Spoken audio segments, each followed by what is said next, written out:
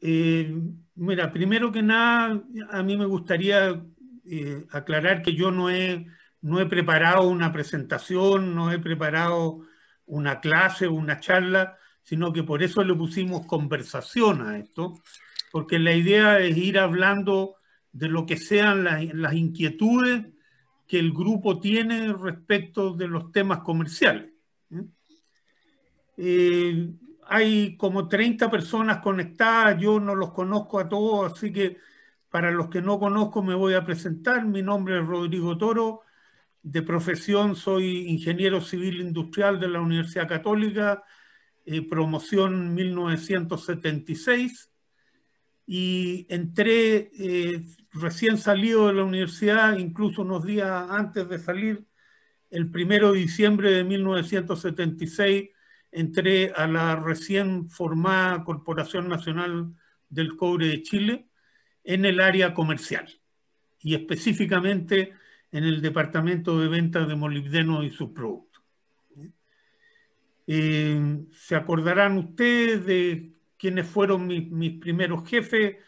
El gerente de venta en esa época era don Jorge Civiza, el subgerente de venta era Nicolás Vilaplana, el jefe del departamento donde yo trabajaba, Alfonso Dulanto, y mi jefe directo era Gonzalo Trivelli.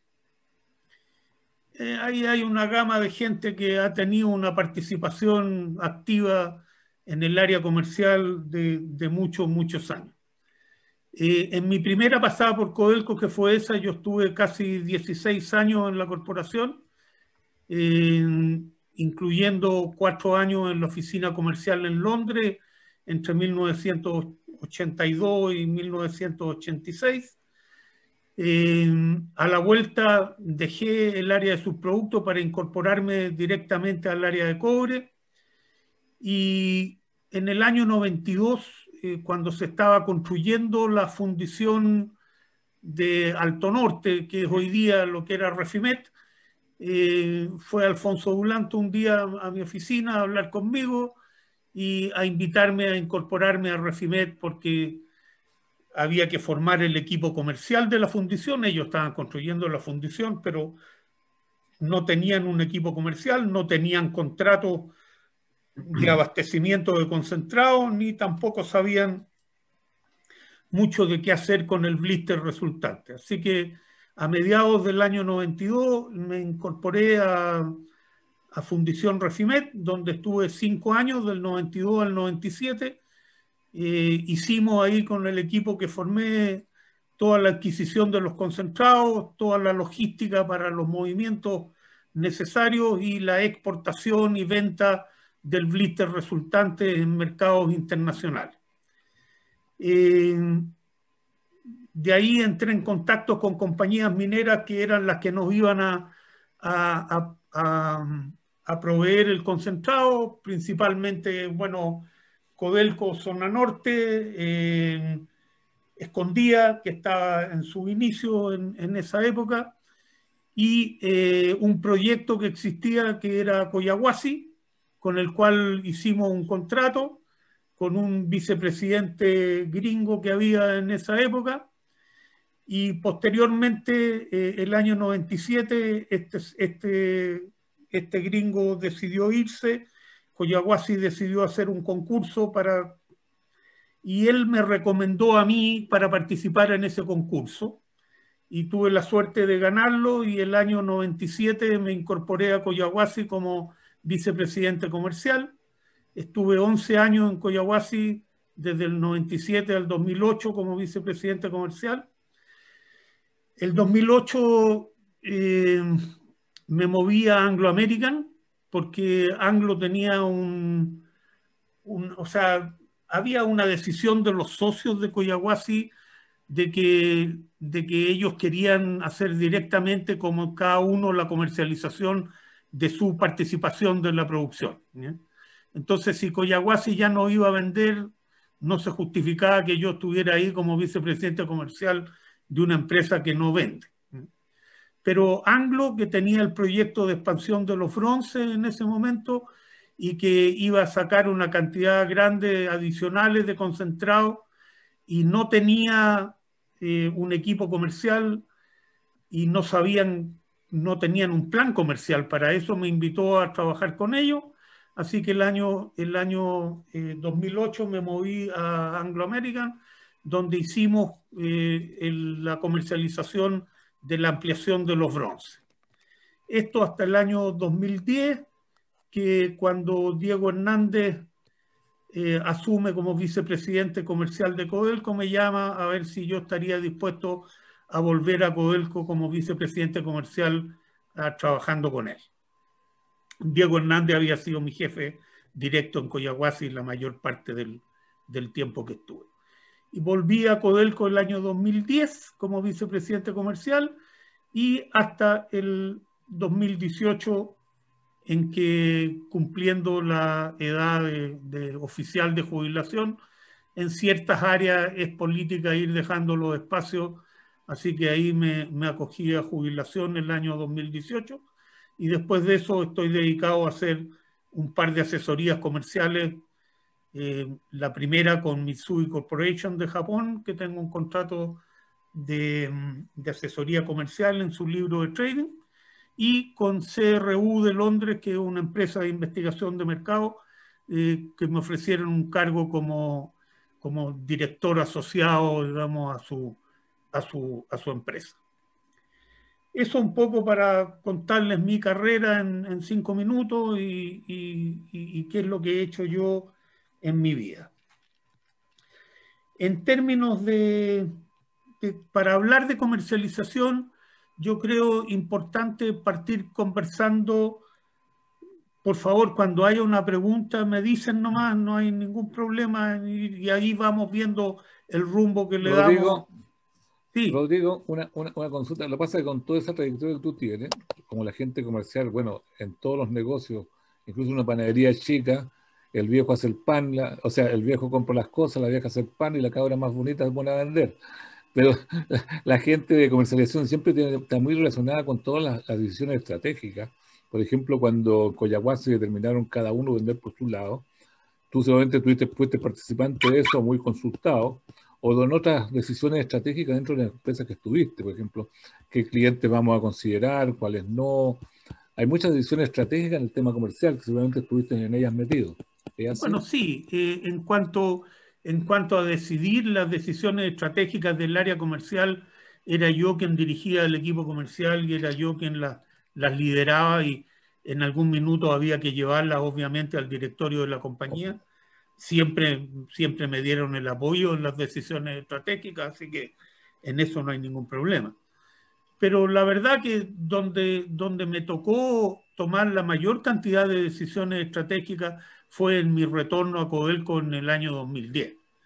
Porque yo volví a Codelco, que una empresa en la que yo me formé, yo siempre me sentí parte de Codelco, o sea, no volvía un extraño a hacerse cargo del área comercial de Codelco.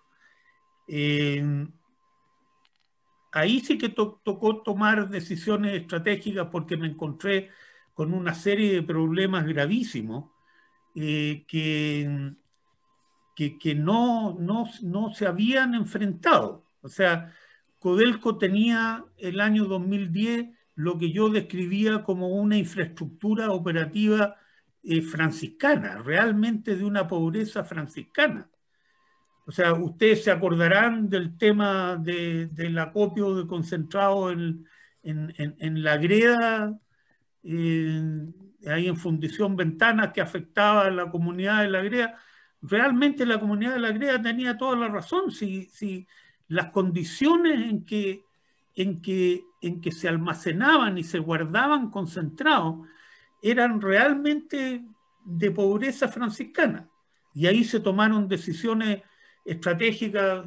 Yo digo, el mayor aporte que mi equipo, que con mi equipo dejamos en el Codelco el año 2018 fue haber sido capaz de cambiar la infraestructura logística de Codelco, de pasar de mover en camiones tapados con carpa y todos cochinos a mover todos los concentrados en contenedores sellados, retainers que se dan vueltas directamente a la bodega del barco, a mover ferrocarriles desde Teniente y desde Andina Ventana con vagones sellados que llegando a puerto se giran a bodega completamente, o sea, evitando con bodegas con presión negativa. Todo eso yo lo siento como el mayor aporte que el equipo mío logró dejar en estos últimos 8 años en Codelco. Pero bueno, ya si vamos a cubrir ese tema, cubrámoslo completo. Otras cosas que se hicieron fue renovación de plantas que no tenían un resultado económico esperado y condiciones ambientales muy deficientes. Me refiero específicamente a la planta de metales nobles de la fundición de Ventana, que para que ustedes sepan, se los digo responsablemente, no es bueno andarlo gritando. Había riles que se descargaban directamente a la bahía de Quintero, y con contenido realmente espeluznante. Esa planta se tuvo que cerrar. Lo mismo con la planta de tostación de molibdeno en Chuquicamata, también se tuvo que cerrar. Y esas dos plantas fueron reemplazadas por una planta de tostación que es un lujo. Ustedes la pueden ir a ver a Mejillones, la planta de Moliv. Moliv es una filial 100% Codelco. A mí me habría gustado construir la planta dentro de Codelco y no como una filial, pero la verdad que una planta que da un servicio de maquilas de tostación con sueldos Codelco simplemente no es económicamente inviable.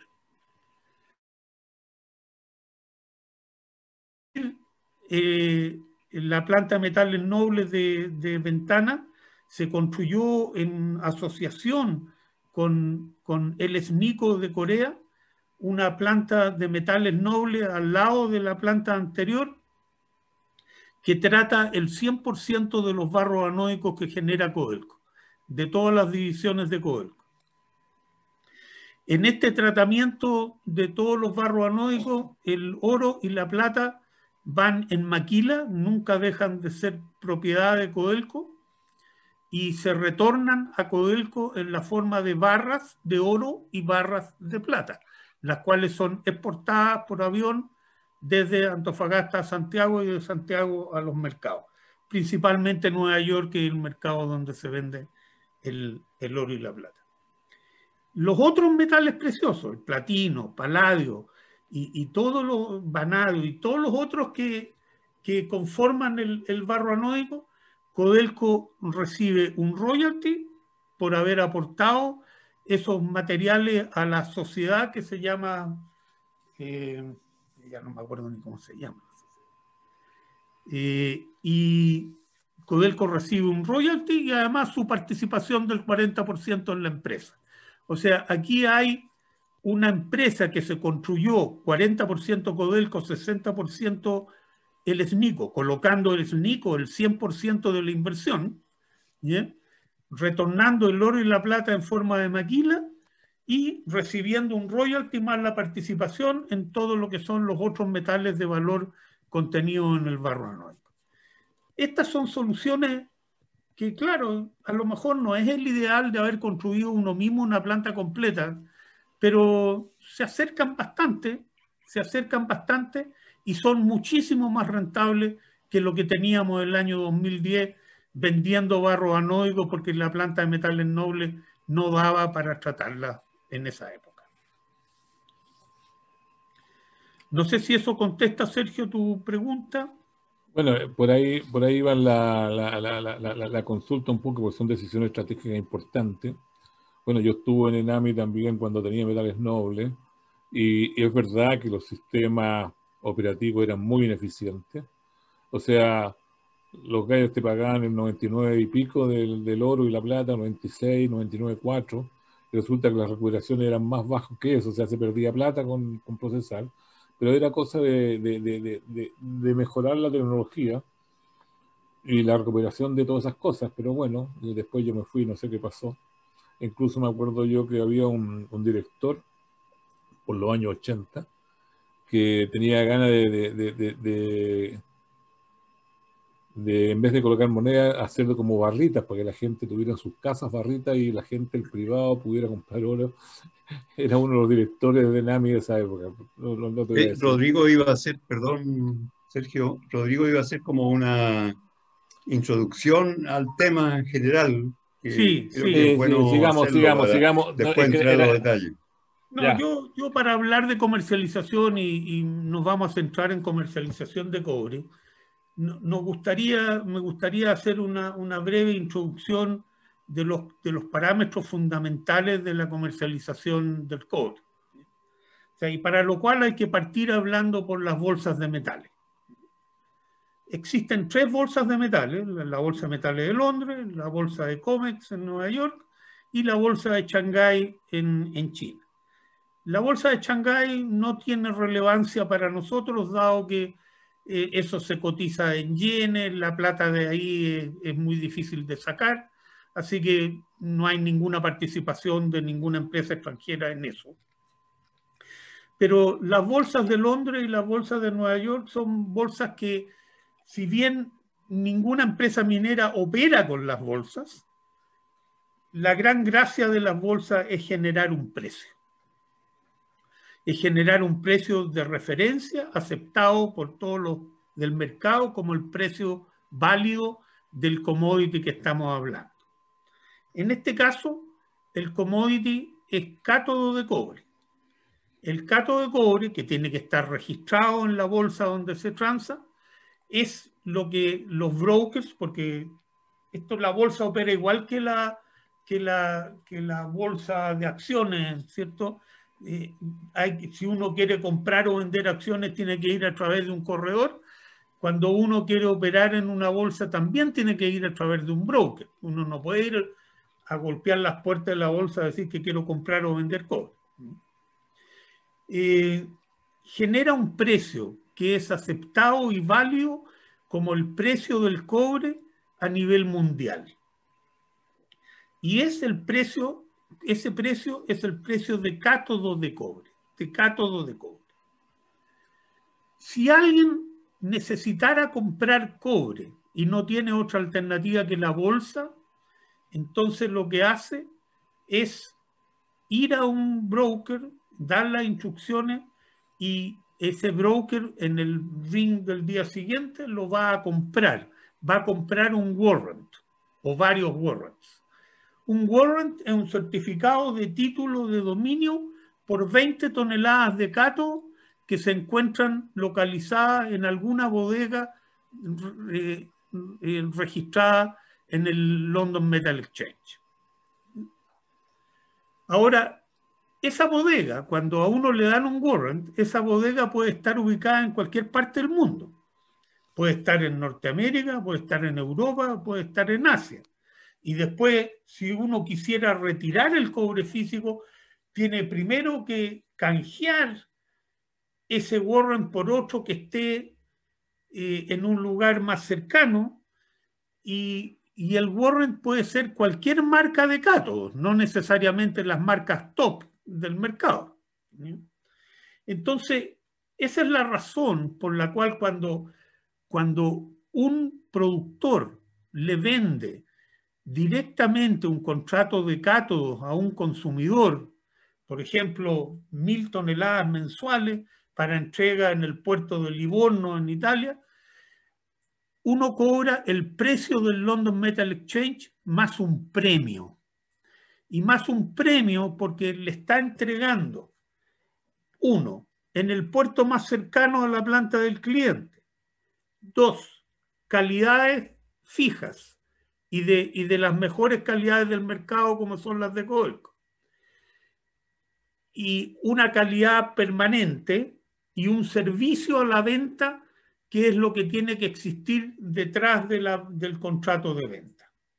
Entonces, por eso uno no vende los cátodos solamente al precio de la Bolsa de Metales de Londres, sino que lo vende con un premio. Pero no solo los cátodos se venden usando el precio del LME. Todos los productos de cobre, ya sean aguas abajo del cátodo o aguas arriba del cátodo, se venden usando como referencia el mismo precio.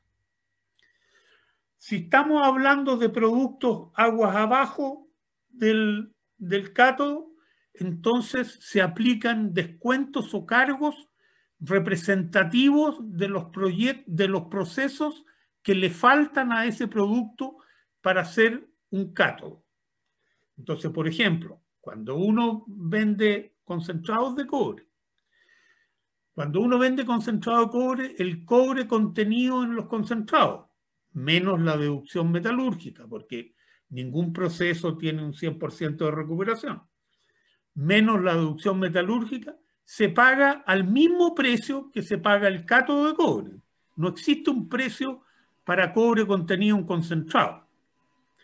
Por lo tanto, hay que aplicar descuentos que sean representativos del proceso de fusión y del proceso de refinación, que son los dos procesos que le faltan concentrados para convertirse en un cátodo.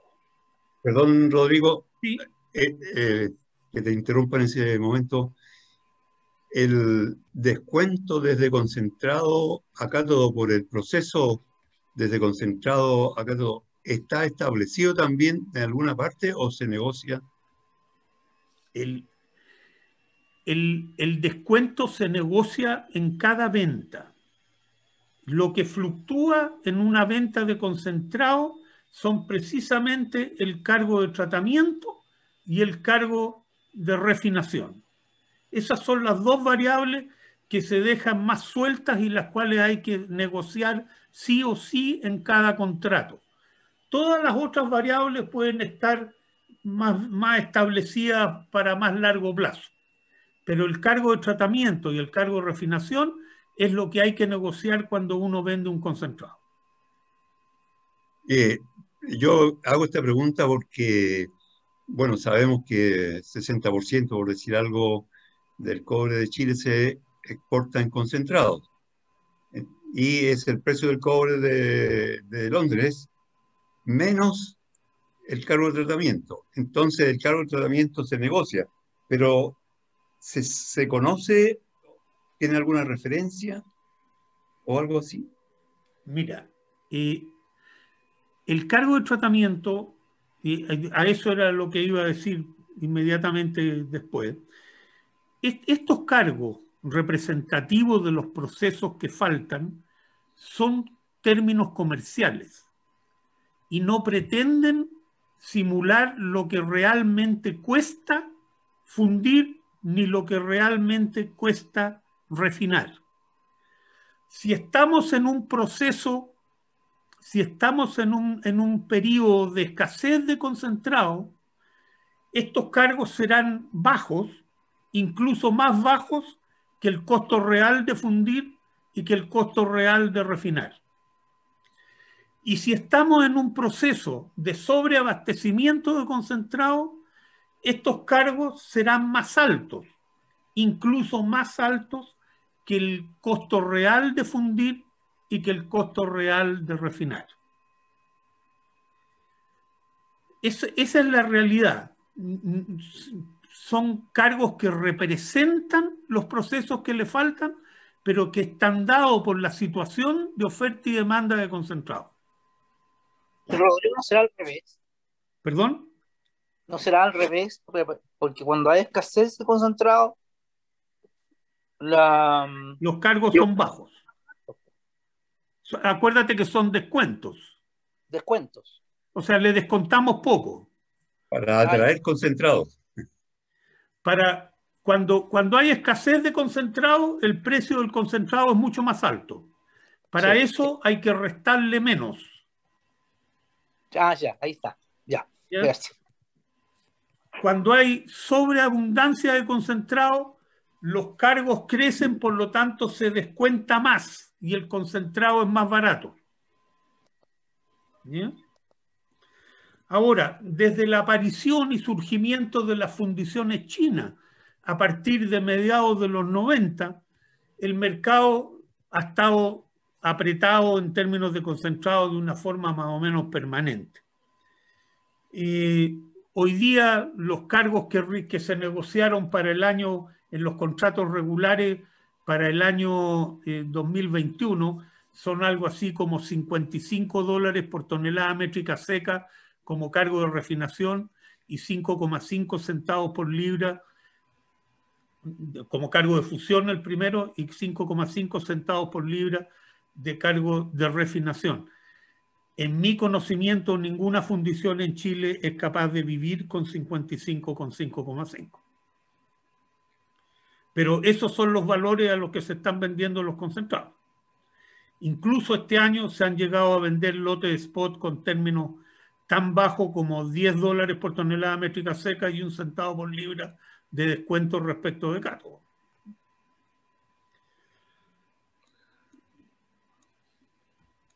Cuando una empresa llega solo hasta concentrado, no recibe la misma cantidad de plata que si produjera cátodo. Puede recibir menos o incluso puede recibir más si los cargos están muy bajos. Pero no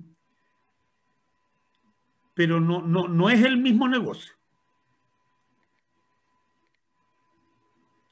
Rodrigo, perdón, tú dices para 2021. Es como que si, bueno, está en la temporada de venta, como que se establece un cierto precio ahí, sí, parece, No, pareciera.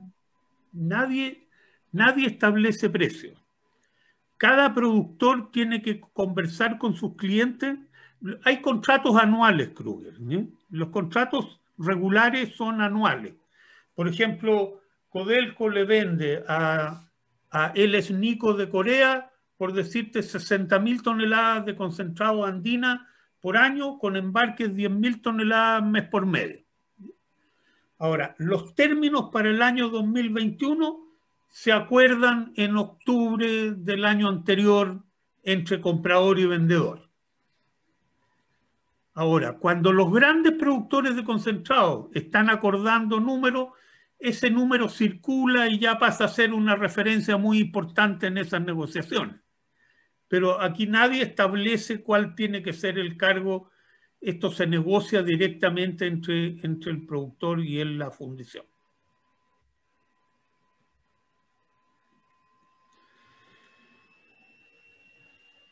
Me gustaría hablar un poquito del precio. Aquí hay otro paradigma que crea mucha confusión entre la gente, que es la participación de los inversionistas o especuladores. La palabra especulador es una palabra bastante despreciada y con un sentido negativo en Chile, pero en el mercado internacional, la verdad, los especuladores son bienvenidos. Sin los especuladores no habría precio, porque las empresas no compran cobre en la bolsa de metales. Las mineras no venden cobre a la bolsa de metales. Aquí el precio se genera porque hay un inversionista, ya sea persona o institucional, como los fondos de pensiones, los fondos de inversión y todo este tipo de cosas, que quieren poner parte del capital que manejan en cobre. Y esa gente es la que crea el mercado, es la que le da profundidad al mercado para que pueda haber un precio representativo de las condiciones de oferta y demanda del cobre en cada momento. Entonces, ese precio es el que se usa para vender toda la cadena de productos de cobre. Pero detrás de ello está la operación diaria de las bolsas. En las bolsas no solo se genera el precio del día, sino que se transan el precio del día y precios futuros. Es decir, yo anoté hoy día los precios de hoy para que se formen una idea. Bueno, les voy a hablar de la paradoja chilena primero, que Ustedes saben que el cobre se cotiza en la Bolsa de Metales de Londres en dólares por tonelada métrica de cobre.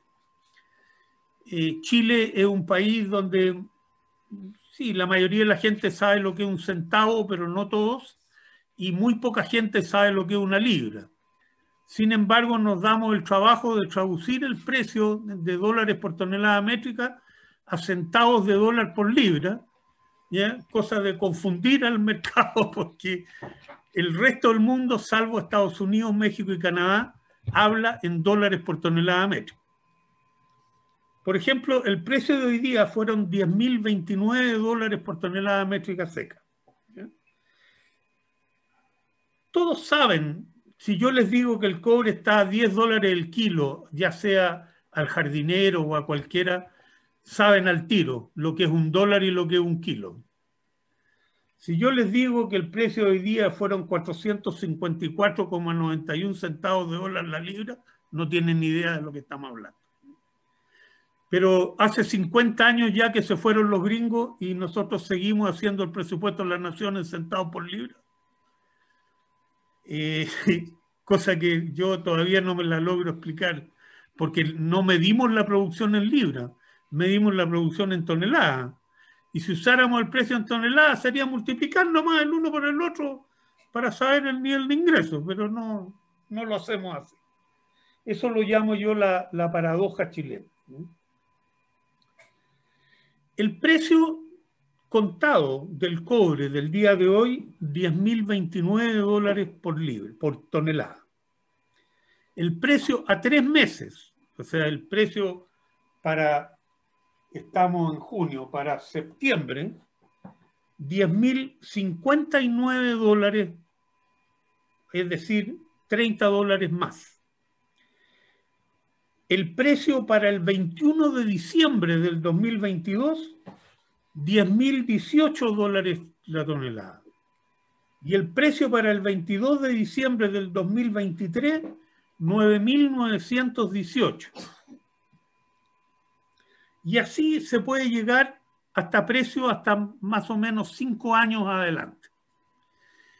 Esto permite que la gente que hace actividad en cobre puede hacer operaciones de cobertura cubriendo un riesgo de precio, que esa es otra función que le da la bolsa al mercado, que es muy importante, porque un fabricante de cables no puede comprar a un precio y después esperar a ver si tuve suerte o no tuve suerte para ver cuál era el precio cuando vendí los cables. La operación de cobertura le permite a él, a un costo o a un beneficio, porque ya les voy a explicar que puede ser un costo o un beneficio, cubrir esa diferencia de precio y quedar él vendiendo y comprando al mismo precio, igualar el precio de compra con el precio de venta y fijar un margen industrial para su operación. De otra manera, habrían quebrado todas, porque cuando el precio se dispara, ganan mucha plata, pero cuando el precio se cae, quiebran. O sea, no soporta eso. Existen, voy a entrar en un área un poquito técnica, pero si no me paran, ¿ya? Existen dos situaciones de mercado. Una situación que nosotros llamamos de contango y lo contrario es una situación que nosotros llamamos de backwardation. Existe un contango en aquel periodo de tiempo en el cual el precio contado es menor que el precio futuro. Por ejemplo, yo les dije que el precio a 3 meses hoy día es 30 dólares más alto que el precio contado, entonces yo les podría decir que entre el contado y el 3 meses hay 30 dólares de contango. Después, entre el 3 meses y diciembre, hay 40 dólares de backwardation, que es lo contrario. El precio contado es superior al precio futuro. Y esto en general se da, el backwardation aparece cuando hay periodos de escasez profunda. Cuesta entenderlo, pero cuando el precio contado es mayor que el precio futuro, significa que hay escasez. Y uno tendería a pensar que al revés, porque si el precio futuro es más bajo, ¿por qué va a haber? Pero es así, porque lo que sucede es que si hay escasez, todos nosotros estamos dispuestos a pagar más por recibirlo ahora. Todos vivimos aquellas épocas en que existía mercado negro y pagábamos una fortuna por tarros de leche condensada. Bueno, estábamos dispuestos a pagar más por tenerlo ahora. Que me vinieran a ofrecer para 3 meses más, la verdad no estoy dispuesto a pagar tanto. ¿Ya? Eso es una situación de backwardation que aparece en el mercado, cuando hay escasez. Por el contrario, el contango es una situación que aparece cuando hay un mercado abastecido, normalmente abastecido. La gran diferencia entre el contango y el backwardation es que el contango tiene límite. El contango está limitado por el costo financiero, el costo de la bodega y el costo del seguro. Porque si el contango fuese más grande que eso, entonces mejor compro el contado y lo guardo. ¿Bien? Entonces tiene límite. El backwardation, que es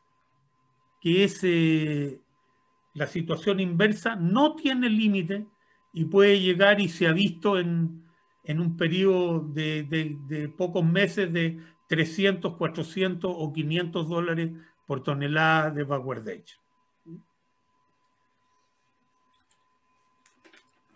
Sigo avanzando.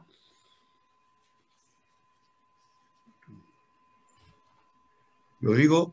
Sí. Perdón, yo de nuevo. Uno podría suponer, por lo que tú dices, que si hay contango a 3 meses es como que va a haber cobre suficiente en el corto plazo y falta de cobre de fines de año para adelante, por los precios. Estamos en un periodo de escasez. ¿Bien? Ahora, la escasez no es crítica, porque si no tendríamos un backwardation grande en todo el periodo. Tenemos un contango moderado en los primeros meses y después viene un backwardation que no es muy grande. O sea, estamos en un periodo de escasez, pero no crítica todavía para llevarnos a un backwardation grande. Yo creo que vamos para allá. Y al creer que vamos para allá, te digo que creo que el precio como va a subir, y va a subir bastante más de los $10.000 que estamos hoy día. Ahora, estos son todos sujetos a queda, ¿cierto? Pero por ahí van los tiros. Yo he leído reportes, por ejemplo, de Goldman Sachs, que están hablando de 3, 4 años más, 14 y 15 mil dólares la tonelada. Es decir, $6.50 la libra. Entonces el contango a 3 meses, que es superior al precio actual, no es significativo. No, es un contango modesto. Porque si tú quisieras guardar el cobre, te cuesta mucho más el costo bodega, el seguro y el costo financiero, te cuesta mucho más que eso. Te cuesta mucho más que eso. El contango son los costos a lo más. Está limitado por los costos, claro. Claro. Bueno, después quería entrar a los contratos que existen entre productores y consumidores. tanto para cátodos como para concentrados, como para blister o para cualquier producto. Entonces, ya vemos que el precio es un factor externo, ¿cierto? Que es igualmente independiente del comprador y del vendedor. ¿Bien? Ninguno de los dos tiene la posibilidad de manejarlo a su arbitrio. ¿Bien?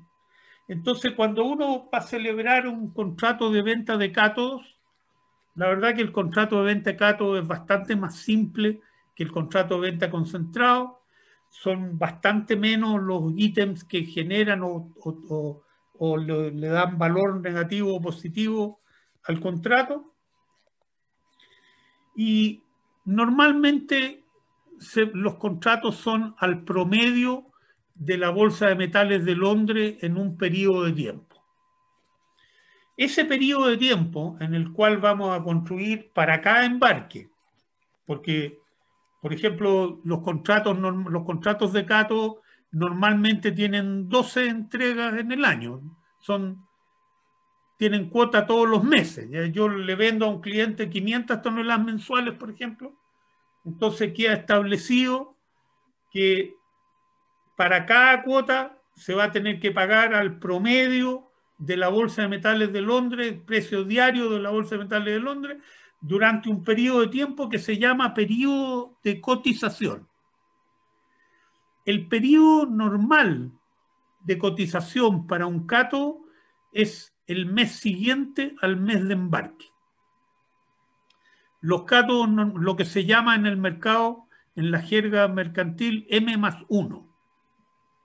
Entonces, los cátodos se venden normalmente al promedio de M+1. O sea, uno embarca con un precio provisorio y después que se conoce el precio final, uno tiene que emitir una liquidación de la factura, dependiendo si el precio ha subido o ha bajado, quién le debe plata a quién. Pero normalmente para los cátodos se vende con M+1. Para los concentrados, que el tiempo de procesamiento... ¿por qué M+1? Porque ese es el periodo de cotización que tiende a igualar en la mayor cantidad de veces posible el precio de compra del consumidor con el precio de venta del consumidor. Por lo tanto, minimiza el número de operaciones de cobertura que la planta de cable o de lo que sea tiene que hacer para cubrir su riesgo de precio. Cuando uno vende concentrado, el concentrado va a un lugar donde es descargado después de más de un mes de navegación, de ahí se lleva a una fundición donde hay un tiempo de mezcla, de procesamiento, después a la refinación y después para que ese venda los cátodos con M+1. Entonces, los concentrados normalmente se venden al promedio del cuarto mes siguiente al mes de embarque. Entonces, el precio final de un embarque enero va a ser el promedio de mayo. Y ahí se hace la liquidación final de cada embarque enero una vez que se conoce el precio de mayo y el peso final y todos los demás detalles. ¿Bien?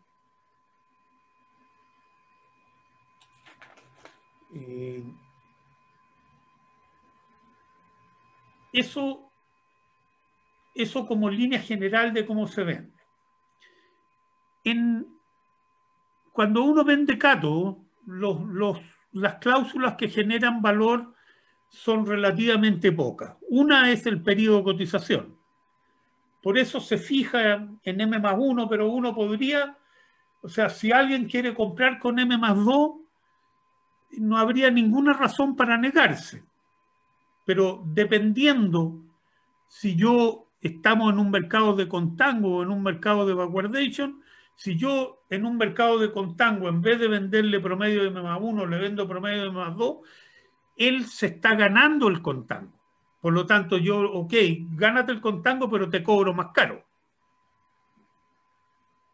O la inversa. Por eso es mejor fijar esas cosas y no dejarlas al libre quedan fijas en el contrato. Ese es un ítem de valor. Las condiciones de pago, obviamente, es otro ítem de valor.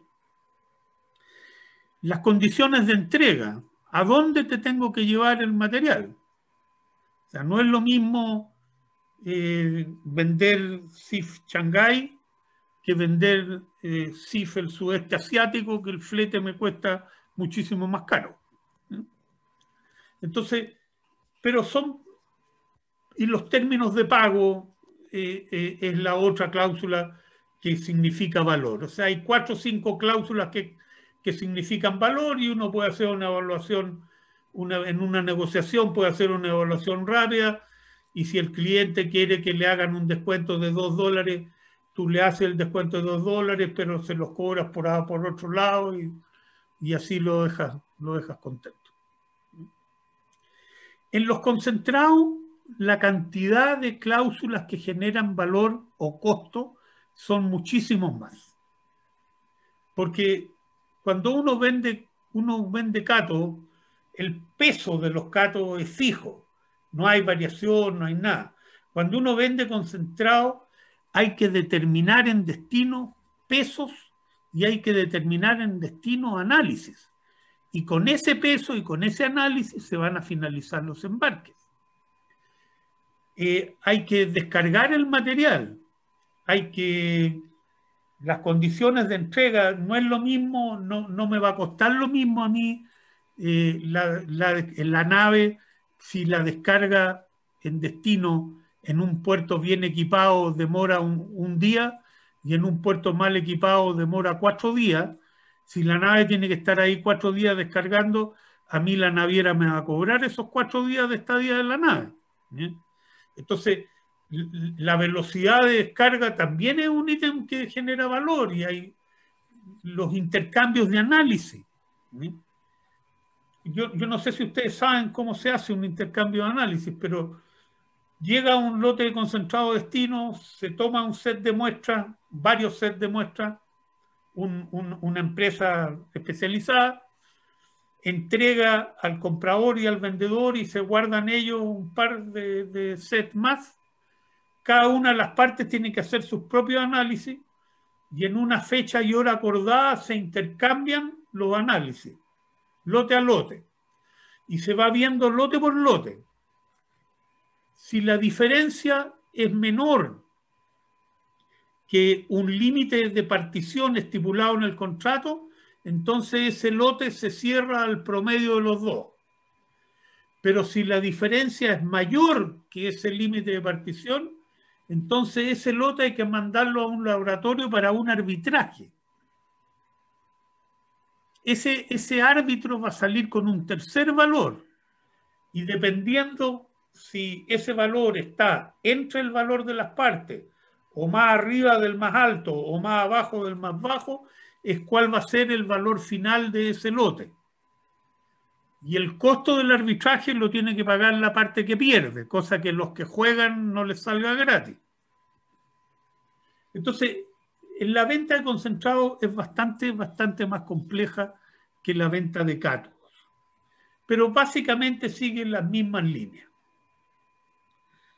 Ahora, es súper lindo, la parte más atractiva que tiene la pega comercial es la temporada de negociaciones, de viajes, de ir país por país negociando con los clientes los términos para el próximo año, ¿ya? Y todo esto con buena comida, con buenas bebidas y todo lo demás. Pero después hay que operar todo esto.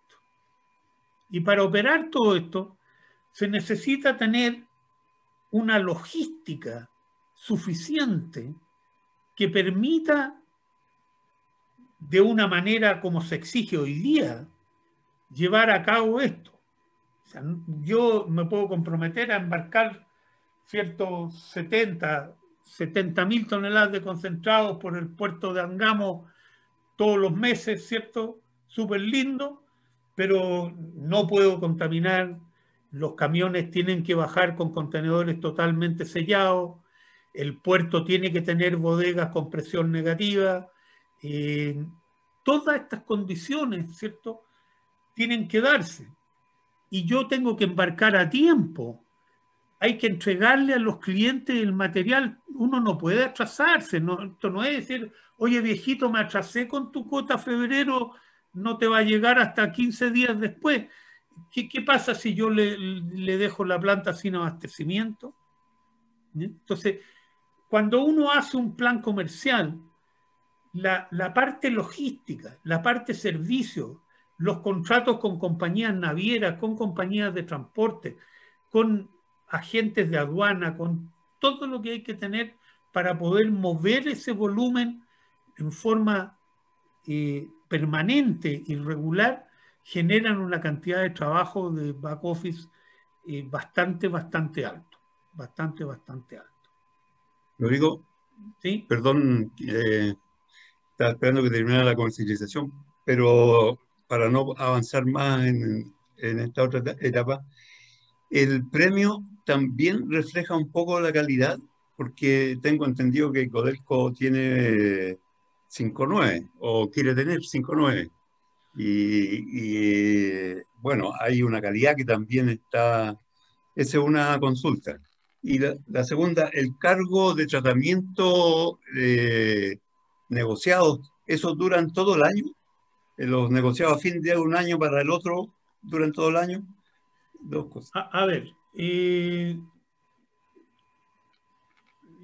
déjame partir por la última. Los cargos en contratos anuales, porque hay contratos anuales y hay contratos por periodos más cortos. En contratos anuales el cargo dura todo el año, para todos los embarques del año.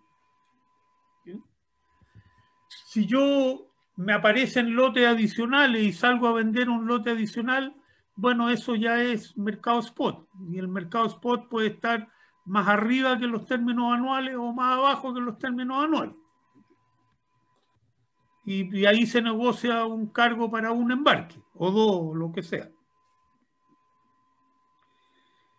¿Cuál era la otra pregunta, Kruger?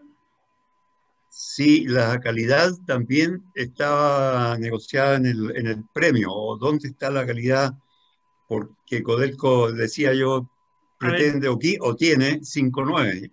mira, lo que uno Una buena... garantiza son las especificaciones de la Bolsa de Metales de Londres. ¿Bien? Eso es lo que uno garantiza. Y el precio es representativo de la calidad de la Bolsa de Metales de Londres, que entiendo son 4.9. El tener 5.9 y el objetivo de Codelco en ese sentido es ser proveedor, ¿cierto?, de las empresas más sofisticadas del mercado, las que van ya a cables muy finos, las que van ya a cables submarinos de largas distancias y ese tipo de cosas que sí se puede cobrar algo más de premio en esos casos. ¿Ya? Pero te permite a ti, cuando uno tiene una calidad top, te permite a ti elegir a quién le vende. ¿Ya? Y no al que te quiera comprar nomás.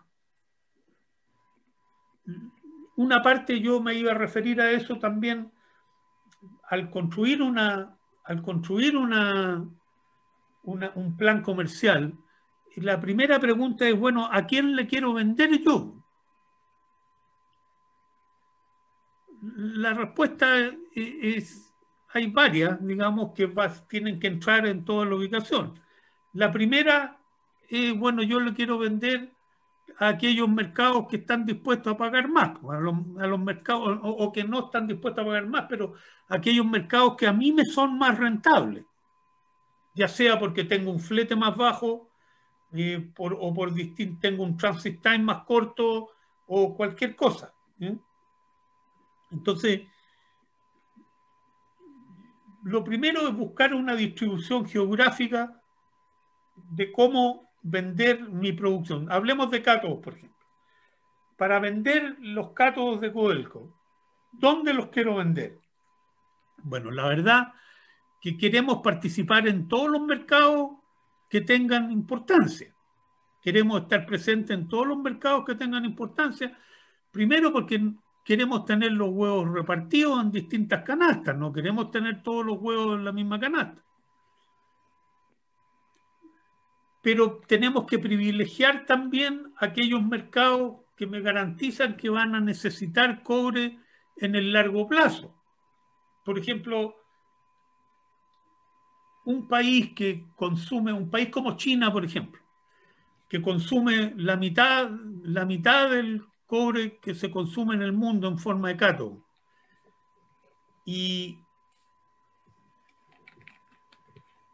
Pero que tiene la mayor capacidad de fundición mundial, o sea, produce mucho cátodo. La verdad que la importancia de China en el mercado de los cátodos no es tan grande como su consumo lo dice, porque van a consumir primero el cátodo que producen ellos y después van a salir a comprar cátodo, el remanente.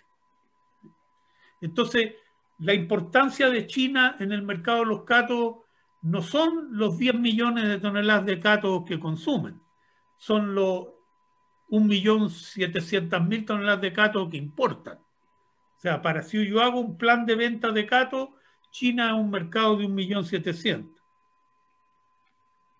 Los Estados Unidos, por ejemplo, que tiene un consumo importante de cátodo del orden de 2 millones de toneladas, pero producen más o menos lo mismo. Entonces, ¿cuál es la importancia de Estados Unidos en este mercado? Bueno, si uno lo ves así, diría muy poca, pero también la hay porque Estados Unidos es como dos países. El costo de mover material de la costa oeste a la costa este es tan alto que es más conveniente vender ese cátodo en Asia e importar por la costa este, que es lo que hacen. Entonces ahí se genera un mercado de cierta importancia para nosotros en Estados Unidos. La calidad de los clientes, los riesgos geopolíticos, todo ese tipo de cosas entran cuando yo quiero construir una distribución geográfica de mis ventas. Y de ahí nos vamos eligiendo clientes mercado por mercado y se hace la lista y se hacen las negociaciones para llegar a cabo. Y lo otro, que si bien los contratos son anuales, las relaciones son de largo plazo. Esto no es que yo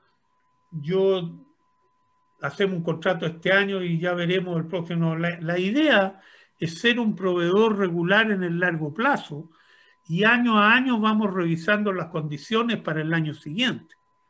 Pero la idea es que esto sea algo continuo en el tiempo, porque eso permite también al productor contratar los servicios de flete y de logística, sabiendo a dónde va a vender uno el material. Por ejemplo, hoy día los fletes se han pegado una subida enorme. Los fletes en este minuto están muy caros, pero Codelco sigue pagando los fletes de sus contratos regulares de varios años que se hicieron.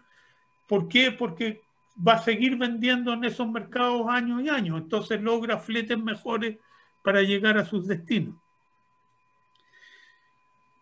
La asistencia técnica, el intercambio técnico entre los grandes consumidores y los grandes productores es importante.